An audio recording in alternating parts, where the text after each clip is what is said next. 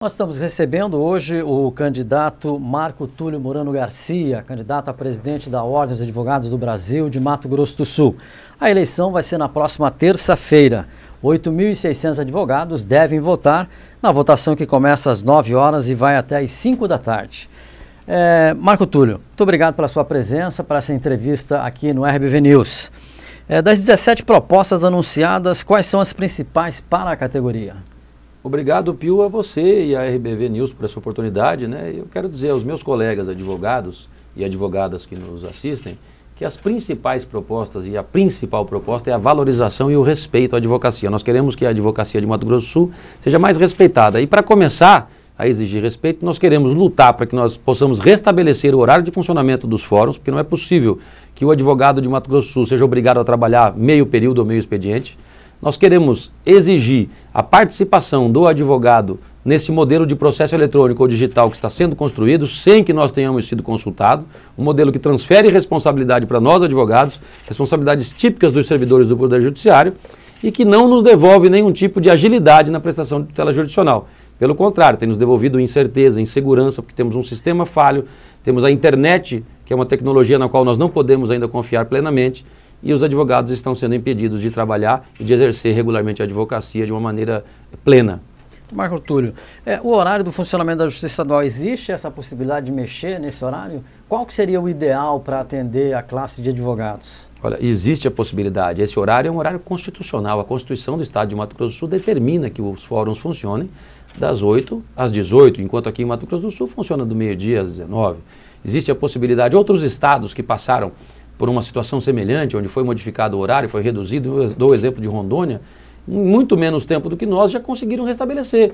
O que precisa é uma atuação forte da Ordem. A Ordem precisa defender os interesses da advocacia, dialogar com os poderes, conversar com os poderes, sobretudo com o Poder Judiciário, colocar à mesa a posição do advogado e mostrar para o Poder Judiciário que esta medida, se de um lado pode até estar trazendo alguma economia, só que jurisdição não é local para fazer economia, de outro lado, para a população, para a cidadania e para a advocacia, tem trazido só prejuízos e o que é mais grave, tem aumentado ainda mais a demora na prestação da tutela jurisdicional. A gente costuma reclamar que a justiça é demorada, é lenta, com esse horário ela ficou mais lenta ainda. Então é possível, nós temos certeza que é possível. O ideal para a advocacia de Mato Grosso do Sul, o ideal é que se cumpra a Constituição, que nós tenhamos expediente das 8 às 18, e mais do que isso, que no período da manhã os advogados tenham um horário específico para eles serem atendidos pela magistratura. Isso é prerrogativa do advogado ser entrevistado pelos juízes. O advogado que vai ao fórum não vai a passeio, vai para conversar com a magistratura a respeito dos processos que eles precisam ser finalizados. Então, nós temos que ter um horário de atendimento também específico para o advogado. Quer dizer, esse horário que hoje funciona a Justiça Estadual não permite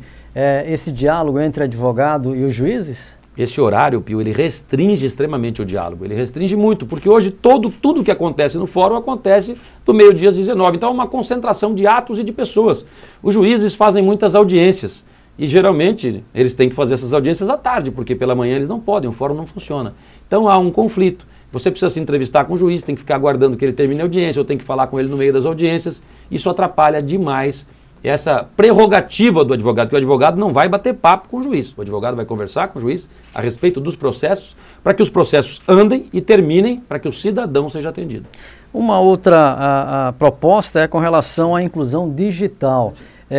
Como é que deve ser esse trabalho de inclusão digital? É um problema que hoje os advogados estão enfrentando? É um problema sério. Hoje nós estamos trocando o nosso processo, daquele velho processo físico de papel, para o processo eletrônico ou digital. E o modelo que nós adotamos aqui em Mato Grosso do Sul, para começar, ele só privilegia o digital. Não há um meio termo. Nós não temos a possibilidade de peticionarmos fisicamente quando o sistema não funcionar, quando a internet estiver fora do ar, enfim, quando acontece uma série de circunstâncias que tiram o processo digital do ar. E mais, esse modelo de processo, ele exclui o advogado. Porque o advogado, em tempos de advocacia digital, a primeira prerrogativa dele é ter acesso ao processo digital. Hoje você vai para uma audiência, como não tem internet nos fóruns, você não tem acesso ao processo. Só o juiz tem acesso ao processo, o advogado não consegue ter, e ele fica privado de poder exercer plenamente a sua advocacia. Ele tem que levar ou uma pasta com o papel impresso, ou levar um notebook com o processo baixado, mas assim mesmo ele não acompanha o processo em tempo real. Há uma exclusão digital. Isso não agilizaria o processo, a digitalização, por exemplo? Nós não somos contra o processo eletrônico. Evidentemente que agilizaria, mas agilizará quando nós tivermos um sistema confiável. Hoje nós temos um sistema que não funciona, que vive fora do ar, os processos desaparecem quando você faz a distribuição, você tem extrema dificuldade para fazer as petições. Para nós implantarmos um modelo de processo eletrônico único, absoluto, sem a previsão de atos processuais físicos, nós precisamos, primeiro, aperfeiçoar o sistema, coisa que nós não conseguimos ainda. Segundo, ter uma internet que seja rápida e que mantenha o padrão do serviço, coisa que nós também não temos hoje. Então eu não sou contra, temos que evoluir, mas evoluir com parcimônia e com cautela. Eu acho que o regime ideal é o processo eletrônico com a possibilidade de petição física, com a possibilidade de distribuição de processos físicos, com a possibilidade de realização de audiências quando o sistema SAGE está fora do ar, que os advogados viajam para uma comarca distante, chegam lá e não podem fazer audiência porque o SAGE está fora do ar. Vamos evoluir, mas vamos evoluir com tranquilidade, porque senão a evolução, ao invés de beneficiar, ela atrapalha. Então, Marco, eu, por exemplo, falei no início do programa que 8.600 advogados estão aptos a votar a partir das 9 horas de terça-feira. Mas existe muito advogados inadimplentes? Existem muitos colegas inadimplentes, infelizmente, né? Nós temos em torno de 10.600 advogados, dos quais 57% são mulheres, esse é um dado importante para a gente registrar aqui, e vão votar aproximadamente 8.600, 8.800, ou seja, 30% da advocacia de Mato Grosso do Sul, de 26% a 30%, não vai poder votar. E a grande maioria porque não conseguiu pagar a anuidade, quer porque a anuidade é muito cara, quer porque não houve facilidade no parcelamento da anuidade de 2012 e, infelizmente, os colegas vão ficar alijados desse importante processo democrático, vão ficar alijados da possibilidade de escolherem o novo presidente, escolherem um novo modelo de gestão que pode ser aplicado na Ordem dos Advogados. O senhor pretende, em caso de vitória, mexer na anuidade? Nós pretendemos sim, e isso não é eleitoreiro e não é aventureiro. Nós pagamos uma das 4 anuidades mais caras do Brasil e, infelizmente, não somos uma das 4 advocacias mais ricas do Brasil. O advogado tem problemas reais, tem dificuldades, os honorários estão sendo fixados cada dia de forma mais aviltante e nós precisamos rever essa anuidade para que o advogado consiga pagar, para que o advogado consiga exercer plenamente a advocacia, consiga votar e ser votado.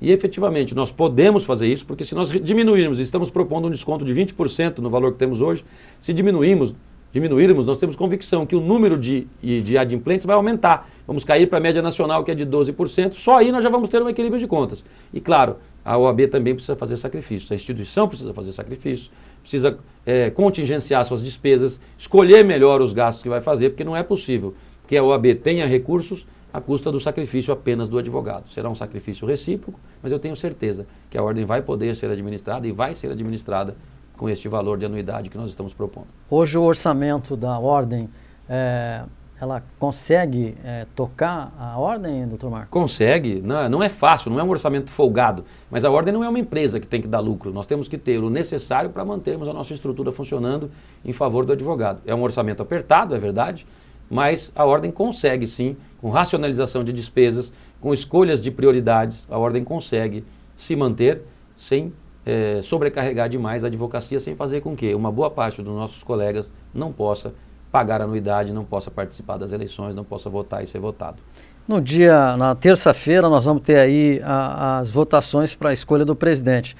E não vai ser usado a urna eletrônica, vai ser no papel. Por que esse retrocesso? Olha, esse é um retrocesso, Pio, lamentável, né? Não é possível que nesse período nós tenhamos que voltar no tempo e fazer uma eleição com urna de lona e voto de papel. Eu acho que isso se deve, em grande parte, a um desprestígio da OAB Nacional perante as instituições. O TSE negou para todas as ordens do Brasil, não foi só Mato Grosso do Sul, não. É uma orientação superior, veio do TSE para os tribunais regionais eleitorais. Eu acho que isso foi falta de um bom trabalho político da Ordem, de um trabalho institucional para garantir que nós tivéssemos as urnas eletrônicas. O argumento usado é de que não houve tempo, porque houve a coincidência entre as eleições partidárias e as classistas, então que não teria havido tempo para reprogramar as urnas. Eu, com todo respeito, não acredito nesta ideia que nos foi passada. Porque, por exemplo, Mato Grosso do Sul, nós só tivemos segundo turno em Campo Grande e nós temos urnas suficientes no interior do estado para fazer a eleição da advocacia. Eu acho que foi uma falta de consideração do Tribunal Superior Eleitoral com a Ordem dos Advogados do Brasil, talvez pelo momento institucional frágil que a OAB Nacional viva no cenário. Doutor Marco Túlio, muito obrigado pela entrevista e boa sorte aí nessa chegada até o dia 20. O senhor vai ter que caminhar muito ainda, né? Com certeza, eu estou caminhando bastante. Acredito, sinceramente, com todo respeito aos demais colegas, que nós conseguiremos o nosso objetivo. Eu tenho caminhado e tenho dito que o corpo está cansado, mas a alma está tão leve que o corpo tem flutuado e eu tenho conseguido visitar todos os colegas do Mato Grosso do Sul e vou continuar visitando até o momento da eleição e espero que Deus me ajude e que eu possa ser o presidente da Ordem nos próximos 3 anos.